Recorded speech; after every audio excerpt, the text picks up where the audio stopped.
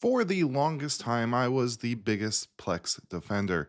I even made this whole video going over why I ended up choosing Plex over Jellyfin. Granted, I would prefer and I like Jellyfin more. Plex just has better cross-platform support, apps, and just much more user-friendly options when it comes to hardware transcoding and subtitles. After some recent developments and some decisions that they have made, I can no longer in good faith support Plex whatsoever. While open source is my preference, I do really like it when even proprietary software has the ability to purchase lifetime licenses. Even though the code itself might be proprietary, you can at least buy the license and own the product. And oh my golly, look at this, almost $800 USD. That is a massive increase. I mean, if I go over here to plans and look at the current pricing for lifetime, we have 249, which is still really high. They really do not want people to buy lifetime passes. The monthly cost is currently $7, meaning it would take just about 9 years for you to actually get a good deal buying the lifetime pass at this point,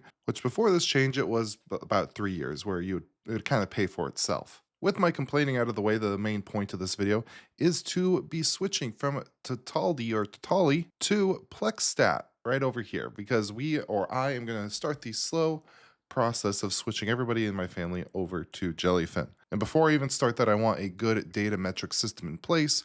One of the reasons I love Plex is all the third-party integrations and apps that are developed around it, so I need to start using and getting used to some of the Jellyfin ones. And this one looks pretty good. Going up to the features, really the only thing that I seem to be missing is the newsletter functionality. I haven't really dived too far into if there's some other tool that offers that, but for the most part, this has the core features and the things that I kind of want to actually monitor and manage my media library and basically see what's going on. And in this video, what we're going to be doing is setting this up within, if I go over here to Docker, right now I have Unraid managing all my media server stuff. I have my server stack right here, which if you've never looked at it, set it up. I'll link to a video down below. We're going to be adding this right to this server stack, so everything's kind of set up and managed in the same thing, as we can see here or over here.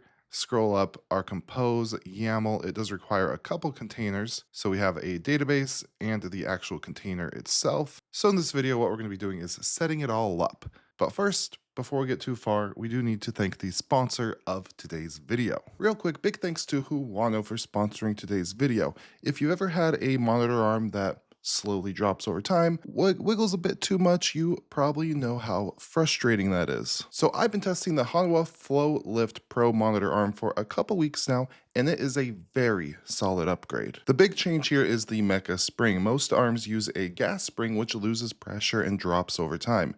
This one uses a mechanical torsion spring instead. They've tested it for 50,000 lift cycles, and I've been testing it for a few weeks, and so far I've had no issues whatsoever. Setup was pretty simple with their Insta mount. 3 steps clamped to the back of the desk, threw it all together, put the monitor on the VESA bracket, which is real nice because you don't actually have to unscrew it every time you move it. It just pops in and out. And I mean, from there, you're good to go. Another feature that's pretty cool is this yellow indicator ring on the precision view window, so you can actually see if your tension is dialed in for the right weight of your monitor instead of just guessing. It's also ACA endorsed for ergonomics, which is nice when you're at your desk all day. Use the code down below in the description to get a discount, and if you're a Prime member, it knocks it down to just a little over 20 bucks. Follow the links to pick up yours today, and with all that, let's get back into the video. So now let's go ahead and get this set up again. You could just spin up this compose stack independently if you would like to, but I am going to be integrating it into my current serve R stack over here. I will go ahead and do some of this heavy lifting for you here, I'll show you. This right over here is my home lab repo. If you go over here under media, compose YAML, I have the whole stack right here. And I think what I'm going to do is I'm going to put this at the very bottom as a just commented out section, so you can uncomment it and add JellyStat very easily, but that's to be determined. What I am going to do is simply copy this entire stack, go back over to my current media server stack, and we don't want that. Go ahead and get rid of all of this, and then drop it on in, and we're going to need to make some adjustments. First, networks, we already have a network, and then we'll actually get rid of both of these volumes too. I'm just going to bind mount these, but you could do it however you would like to. So here under volumes, JellyStat backup data, I am just going to throw this. Let's grab a location from over here. So this is my plugin data on Unraid. So I'm going to grab this, give that a copy. So in Unraid, they follow the mount user app data kind of scheme. So what I'm going to do is I'm going to drop this right in here. Instead, we're going to call this JellyStat, and this will be in a backup folder within that. So now I'm just going to give this a copy it, and then up here for the database, we're going to do the exact same thing. I'm going to drop that on in. So now in JellyStat, there's going to be a separate directory called Postgres data. So looking good. We do have some environmental variables here. I might add these to our .env file, but for now, I think I'm just going to leave this as is, and I could change that in a little bit. We don't need a version 3 here. But what I do want to do is add this to my networks. So you could see I got 05, 06. So I'm going to add this to my server network, give that a copy, and then drop this on in. This is going to be 7. And then JellyStat is going to be on number 8. So there we go. I've added it to my Docker network.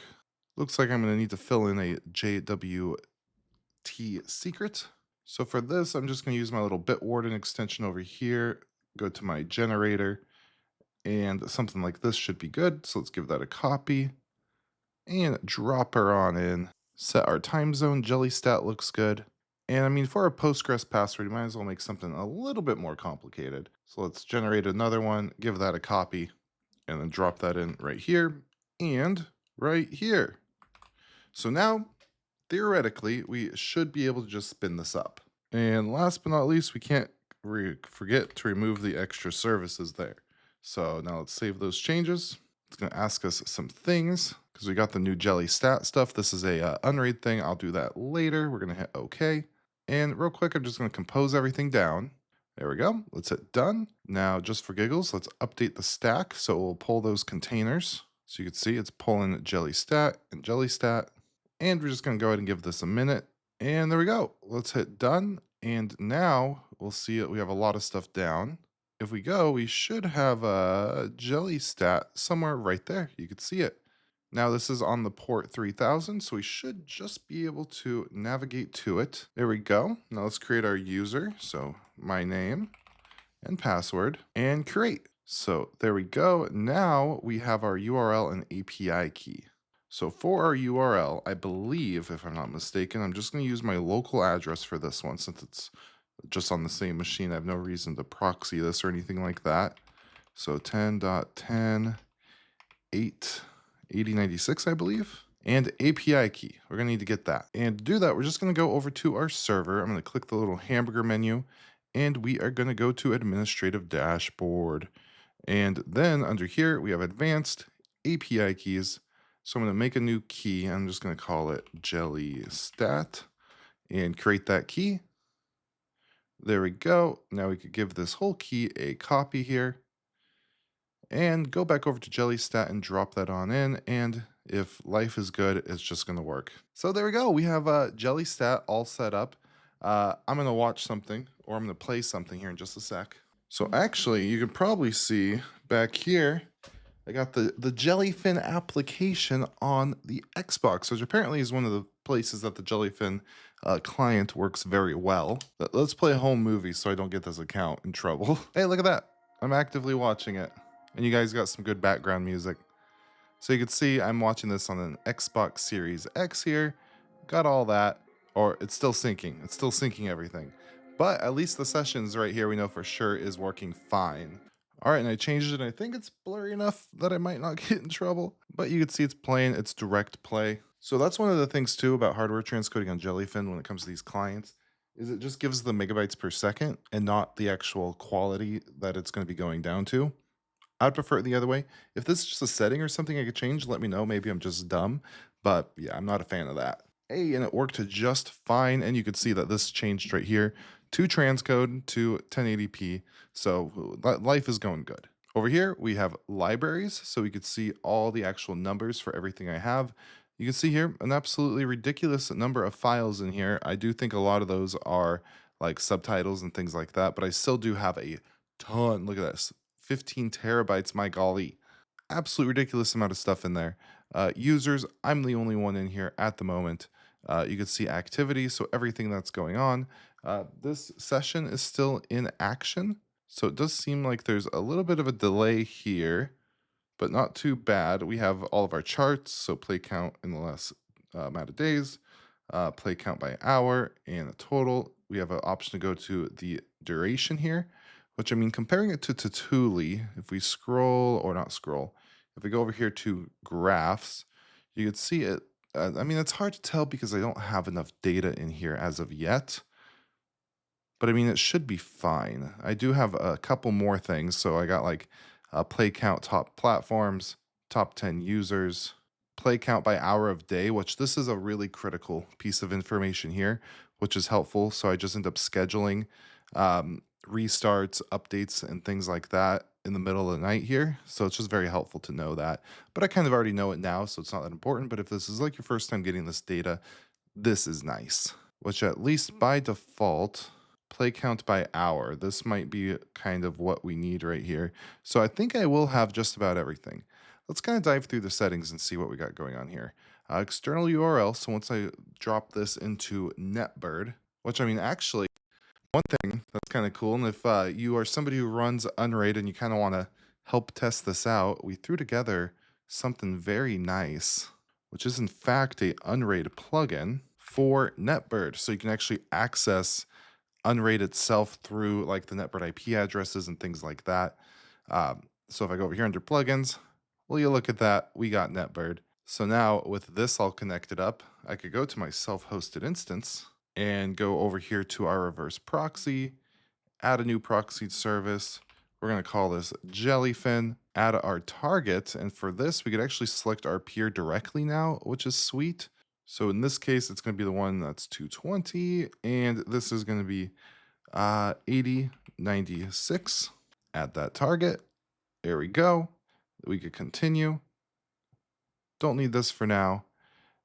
I could enable some crowdsec, so we're going to enforce this. So only people in the good old United States can access this, continue, and all that looks good. So now, if I go Jellyfin, boom, there we go, we have access. So now what I could do is add this as the external, so https jellyfin.hopkins.sh, and update that. There we go. And here it looks like we could change a lot of stuff here. I'm going to switch to like 12-hour. We have some security stuff. Activity monitor. We have our tasks. So when is it actually going to run all of this stuff? So it looks like every hour by default, it's going to do the recently added items. So yeah, we got a lot of good stuff in here. And then under About, of course, we just have a link to the GitHub repository, and then we can log out directly through here. So now I have some stats. I have things being monitored. You can see I'm getting some statistics now. So my #1 client is there. I'm the only active user. Concurrent streams. Y'all get the point. I do hope this video has helped you out in some sort of way.